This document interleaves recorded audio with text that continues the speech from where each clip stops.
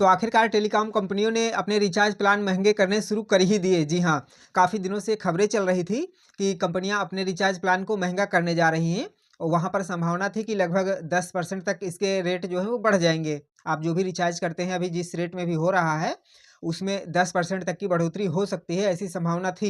लेकिन यहाँ तो पूरा गेम ही उल्टा हो गया है, इसका डबल हो गया है। लगभग 20 से 25% तक रिचार्ज प्लान बढ़ गए हैं और अभी फ़िलहाल एक ही कंपनी ने बढ़ाया है, लेकिन जब शुरुआत हो ही गई है, तो धीरे-धीरे सारी कंपनियाँ ही अपने रिचार्ज प्लान को बढ़ा देंगी। और जिस कंपनी ने रिचार्ज प्लान के रेट को बढ़ाया है, उसके बढ़ाने का अंदाज़ ऐसा है कि कस्टमर्स को पता ही नहीं चले कि रेट बढ़ गए हैं और रेट भी बढ़ गए हैं। जी हाँ, अभी मैं आपको आगे बताऊँगा कि किस प्रकार से रेट बढ़ाए हैं और किस कंपनी ने बढ़ाए हैं।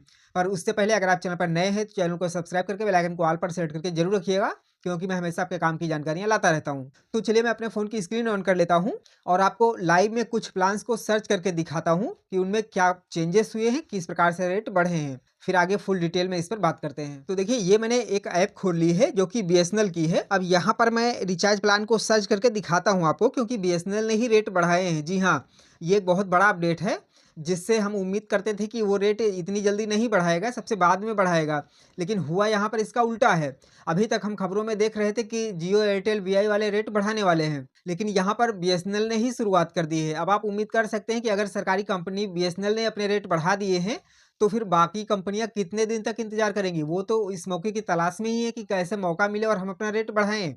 तो ऐसे में कहीं न कहीं अब बहुत जल्द रेट बढ़ने वाले हैं। चलिए आपको मैं पहले यहाँ पर दिखा देता हूँ कि यहाँ पर रेट किस प्रकार से बढ़ाए गए हैं, क्योंकि रेट बढ़ाने का अंदाज़ इनका ऐसा है कि पता ही नहीं चले देख के कि आपके रेट बढ़े हैं। तो यहाँ पर मैं एक रिचार्ज प्लान को सर्च कर लेता हूँ, ₹107 का, जो कि बहुत अफोर्डेबल प्लान है और यहाँ पर आपको 200 मिनट्स मिलते हैं, 3 जीबी डेटा मिलता है और इसकी वैलिडिटी पे आप ज़रा ध्यान दीजिएगा। ये देख सकते हैं लिखा हुआ है 22 दिन।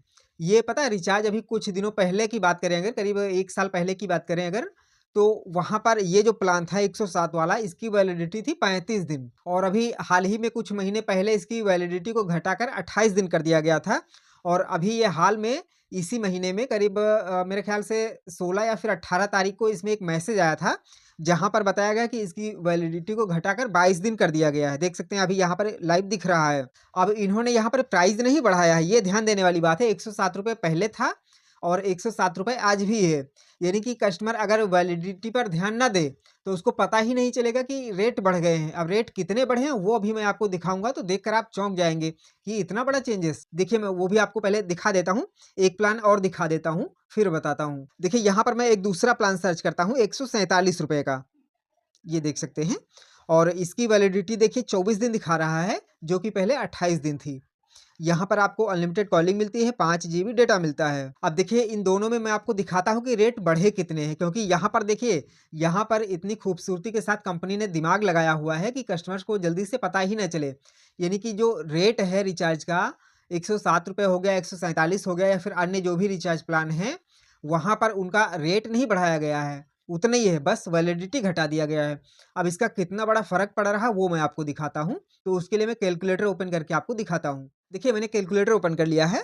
अब यहाँ पर मैं पहले आपको ₹107 वाला दिखाता हूँ। यहाँ पर 107 को भाग देते हैं 22 से, क्योंकि 22 दिन इसकी वैलिडिटी हो गई है।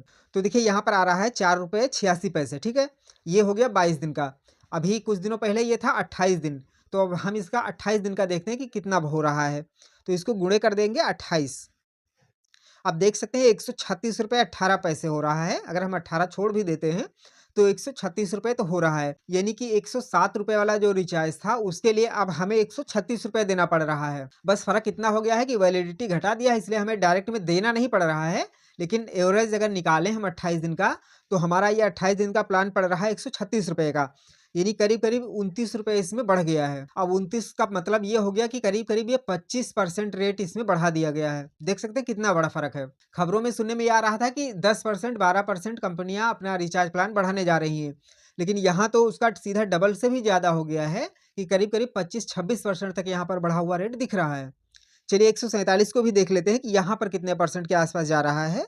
तो यहाँ पर 147 को भाग देंगे हम 24 से, क्योंकि इसकी वैलिडिटी थी 24 दिन और इसको गुणा करेंगे 28 से।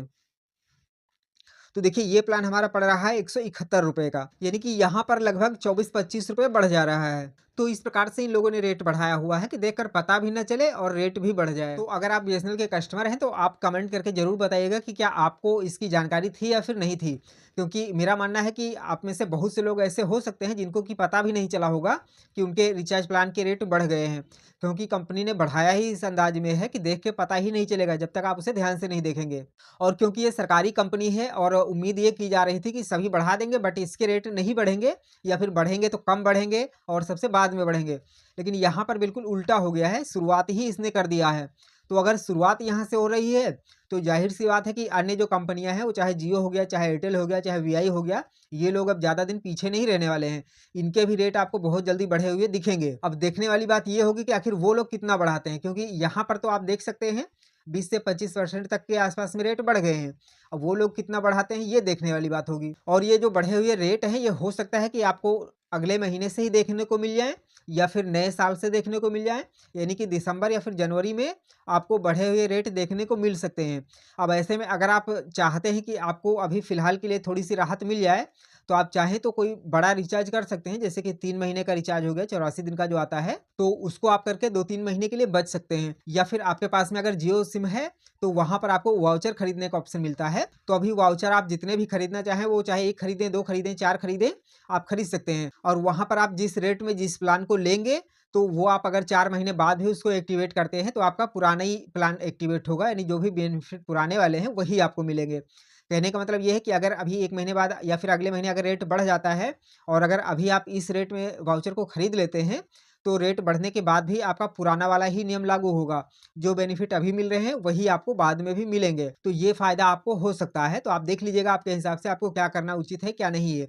लेकिन हाँ, संभावना इसी बात की है कि बहुत जल्दी आपको बढ़े हुए रेट देखने को मिलेंगे। जैसे ही आपको कोई भी बड़ा अपडेट आता है, रिचार्ज प्लान बढ़ने के कोई भी अपडेट्स आते हैं, तो उसकी जानकारी आपको इस चैनल पर मिलती रहेगी। तो इसलिए चैनल को सब्सक्राइब करके और बेल आइकन को ऑल पर सेट करके ज़रूर रखिएगा। चलिए मिलते हैं एक नई जानकारी के साथ में, तब तक के लिए जय हिंद।